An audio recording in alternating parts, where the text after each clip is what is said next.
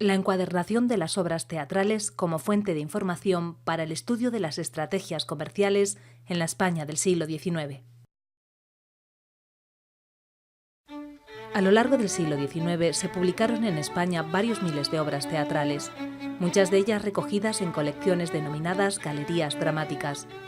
Este aumento de obras editadas y el crecimiento de la demanda de estos productos se deben a una conjunción de elementos de tipo político, social y cultural producidos en el primer tercio de siglo.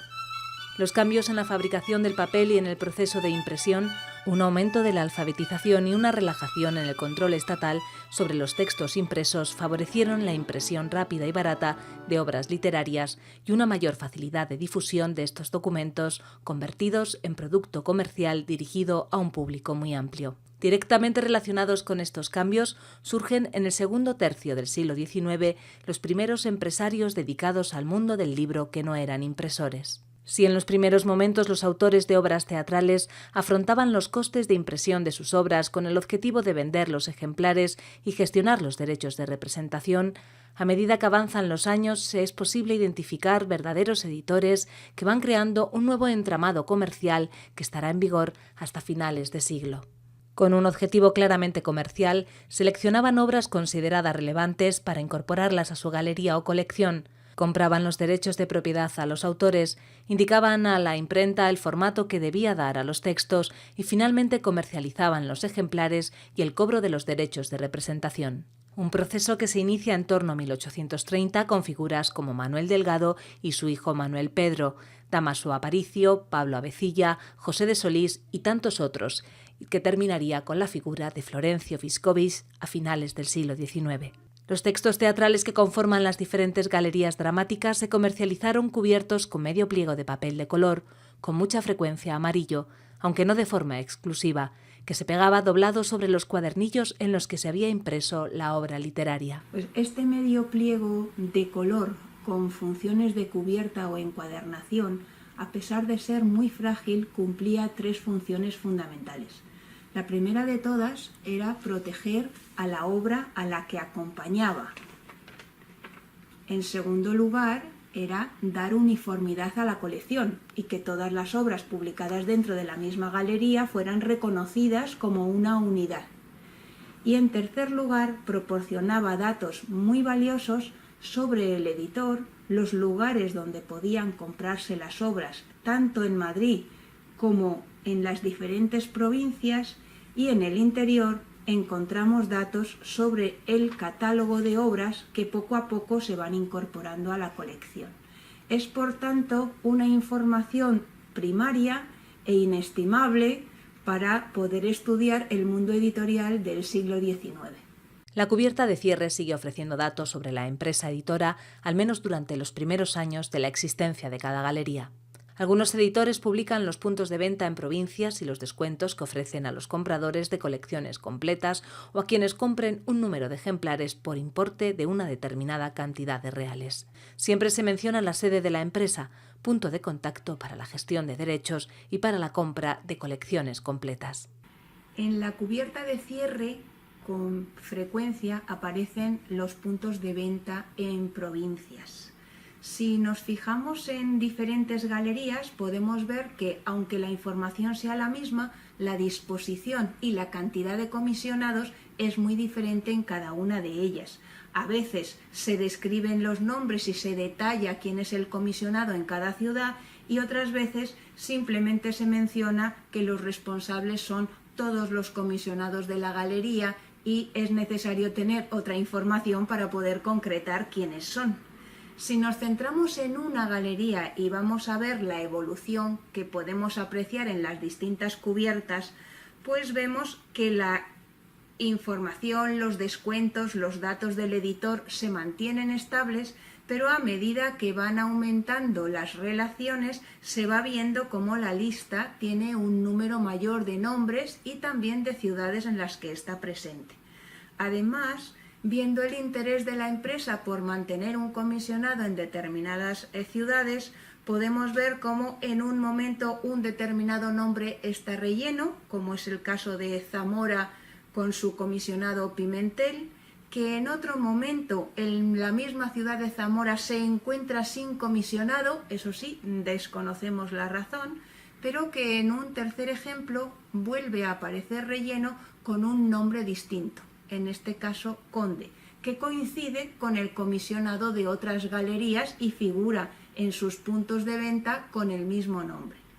A veces en estos listados aparecen ciudades que hoy consideraríamos menores o con un número de habitantes pequeño que sorprende comparando los datos con el mundo actual. Pero es cierto que o bien la facilidad de las comunicaciones o bien el interés que tenían en la ciudad o en la provincia, si existía esa comunicación, al editor le interesaba que figurara en su lista de comisionados. Y así hay ciudades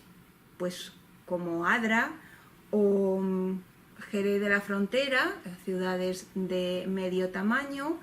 por supuesto todas las capitales de provincia, incluidas las Islas Baleares y las Islas Canarias, las provincias de ultramar, y en los últimos listados, a mediados del siglo XIX, aparecen también las ciudades de París y Lisboa, con lo cual en algunas galerías podemos afirmar que son textos que pudieron ser encontrados, comprados y representados en ciudades del extranjero. La parte interior del medio pliego que forma la cubierta está dedicada al catálogo de obras que forma la colección. A medida que se incorporan los títulos a cada galería, su propietario los incorpora a su catálogo y aparecen en el siguiente modelo de cubierta o encuadernación. Los títulos, en general, están agrupados por las categorías de drama, comedia y zarzuela, y en un segundo nivel, dentro de cada grupo, se distinguen las obras en un acto, en 2 actos y las que tienen 3 o más. Algunas galerías también ofrecen la música de sus zarzuelas, pero no siempre es así. A medida que el catálogo crece, va ocupando más espacio y algunas galerías llegaron a ocupar 3 de las 4 caras del impreso que forma la encuadernación. En la parte interior del medio pliego que funciona como encuadernación se encuentra con frecuencia el catálogo de las obras que formaban estas galerías dramáticas. Este catálogo no es puramente informativo, también es comercial y lo podemos ver en la medida en que los títulos crecen pero también decrecen y por tanto produce cierta incertidumbre en un estudio realizado muchos años después. Si nos fijamos en algunas galerías y vemos cómo crece el catálogo y ocupa solamente una cara, para ocupar en diferentes galerías primero una cara interna y otra parte de la cara posterior, lo mismo ocurre en otras galerías donde también es necesario ya contar con toda la parte interna del pliego. Y en un momento posterior, algunas galerías llegaron a crecer tanto que fue necesario utilizar también la cubierta de cierre, con lo cual fue necesario hacer desaparecer los puntos de venta en provincias y también modificar los descuentos que ofrecían al comprar las colecciones completas, como hemos visto antes. En este caso, la colección ya ocupa 3 caras completas y solo se mantiene la cubierta de apertura como información sobre el editor. Pero no en todos los casos aparecen los mismos títulos y en ocasiones produce ciertas dudas, porque si un catálogo tiene más obras que el anterior y sin embargo algún título desaparece, no hace dudar, pero como cumplía una función comercial, el editor lo que estaba diciendo es que disponía de ejemplares para la venta de esa obra y por tanto cuando se habían acabado los ejemplares impresos de una determinada edición y no consideraba conveniente realizar una segunda edición o una reimpresión, dejaba de poner el título en la siguiente impresión de la cubierta y simplemente no la ofrecía como producto comercial de su empresa. Esto, visto con los ojos actuales, nos obliga a estudiar estas fuentes de información y estos pliegos que funcionaban como encuadernación en una secuencia cronológica para conocer mejor cuál era el proceso editorial del momento. El medio pliego que describimos contaba también con un adorno en el lugar del lomo. Por una parte facilitaba el doblez sobre el cuerpo del libro, pero también ayudaba a que los ejemplares, colocados todos juntos, fueran reconocidos como una colección. La forma en que estas encuadernaciones se unían a los textos teatrales también aporta mucha información sobre el proceso editorial y de comercialización de las galerías dramáticas. Aunque un primer análisis puede invitarnos a pensar que se imprimieron las cubiertas en el mismo momento que las obras y que se unieron a todos los ejemplares de la misma tirada, un estudio más detallado y la descripción individual de algunos casos permite que apreciemos muchos otros detalles que tienen gran relevancia.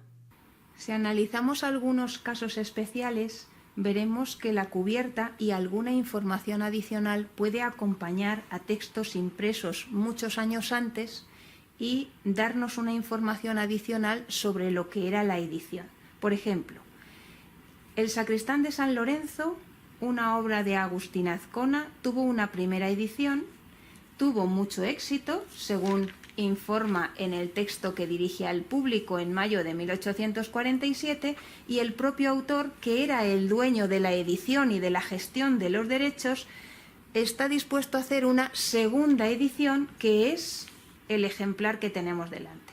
Sin embargo, este documento y este ejemplar también en el año 51 todavía no se había vendido y la empresa Círculo Literario Comercial, pero también es un caso que ocurre con otras galerías, compra todos los derechos de la obra y todos los ejemplares que están pendientes de vender. Les añade un documento que justifica que es el nuevo propietario, les pone el número de su galería y les pone su cubierta, de la que apenas conservamos un poquito en la encuadernación de este volumen facticio. Pero es un ejemplo donde vemos que esa protección y ese medio pliego con la información adicional justifica que una obra editada muchos años antes y cuya propiedad en el cuerpo del libro está asignada a un propietario, en este caso el autor, realmente se comercializa y figura en los catálogos de una determinada galería. Pero a pesar de toda la información que proporcionan, estas cubiertas no han sido valoradas por los propietarios de las obras ni por las bibliotecas. El objetivo de protección pasó del nivel de la obra literaria al nivel de la colección y los impresos literarios fueron encuadernados en volúmenes facticios, retirando en la mayoría de los casos la encuadernación original. Coleccionistas particulares que reunieron obras de la misma galería crearon volúmenes que intentaban reconstruir la colección incluso sin haber conseguido todos los títulos publicados. En muchas bibliotecas nos encontramos colecciones facticias de obras de diferentes galerías, sueltas de diferentes fechas y tamaños, que fueron encuadernadas juntas con la voluntad de proteger las creaciones literarias, preocupadas más por el conjunto que por cada una de las obras. Pero en algunos casos encontramos restos que confirman que los ejemplares fueron vendidos con su cubierta, ya que cerca del lomo podemos ver los restos del medio pliego de color. También podemos mencionar que, aunque son numerosos los estudios sobre la producción literaria, la representación teatral y los autores, son todavía muy escasos los estudios sobre las cubiertas, a pesar de ser una fuente de información primaria. Gracias a la información que encontramos en las cubiertas, en las encuadernaciones que acompañan a las obras teatrales del siglo XIX, podemos conocer lo que en su momento era la constatación de un hecho, qué es lo que estaba produciéndose en ese momento, tanto el crecimiento de los catálogos como las relaciones de dónde podían encontrarse las obras en las distintas provincias españolas e incluso en el extranjero. Sin embargo, muchos años después, en la actualidad, podemos reconstruir el proceso editorial de cada una de las empresas, buscar los datos, ponerlos en relación, y todo ello permite afirmar que estas encuadernaciones tienen una fuente de información primaria de gran valor que podría permitirnos conocer mucho mejor toda la producción editorial del siglo XIX.